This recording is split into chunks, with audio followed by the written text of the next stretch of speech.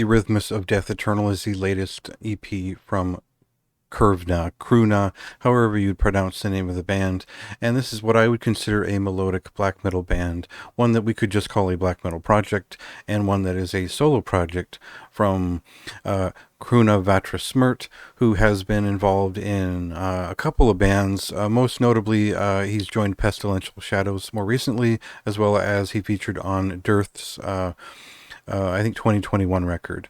And all of these are fairly traditional semi-melodic black metal projects. And in this project, we see something that is a little bit more involved, a lot more melodic, and I think focused on the aspects of Bathory that are very epic and dramatic and whatnot, maybe more the blood, fire, death side of things, but also melodic black metal proper, from the kind of the 90s point of view, where riffs and melodies mattered more than anything else, and there was an aggressive attack to all of it.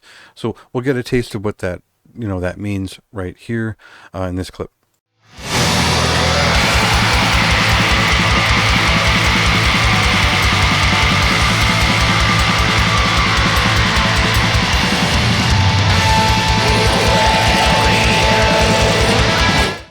So I've never heard of this fellow. His name is, I think, Slavic, or in the Czech language, whatever that's from. I recognize it from old Death Thrash records that I imported, 20 years ago.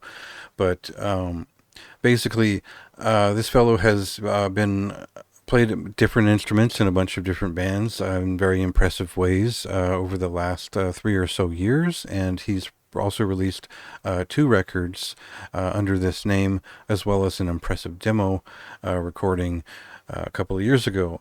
And the first record was maybe more of like that first Soon Out for record, where it's a very straightforward and melodic style of black metal, and it focuses very much on its melodies and a kind of a cold, dark and dramatic feeling.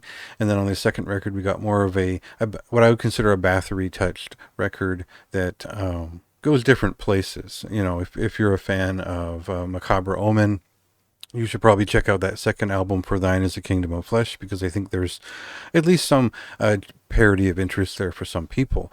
And on this EP, they've stripped it back and focused more so on the melodies once again, and haven't quite injected the dramatic bombast of it, except for the actual Bathory cover on here. And there's also an Abigor cover on here, which is quite impressive. I think it's hard to have your original stand up next to like a 1995 Abigor song, but I think he does a pretty good job, because these 3 pieces feel like they're interlocking. They feel like they're related to each other, and they're telling a story. They're musing upon death and the death of God, and a lot of the, I don't know the exact lyrics, but you get the right feeling when you sit with each of these about 8-minute songs, and they're quite involved, and they do again have touches of classic melodic black metal, which is obviously a big interest of mine, and I was just impressed.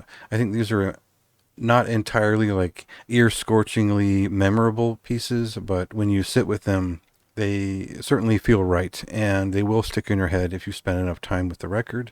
And it feels like a very complete and kind of a massive thought to just make its own EP out of. So I'm interested to know if this was just a between albums sort of idea, or if this is suggesting what is to come on the third record, the third full-length record from the artist. Either way, I was very impressed.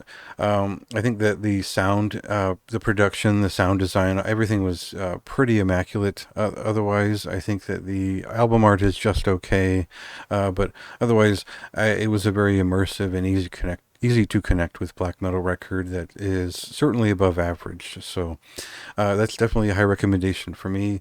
Well, we're checking out, and it should be out on the 10th. That's just about a little over a week from now. But for now, listen to a couple of songs and read my review of it, if you will. We'll never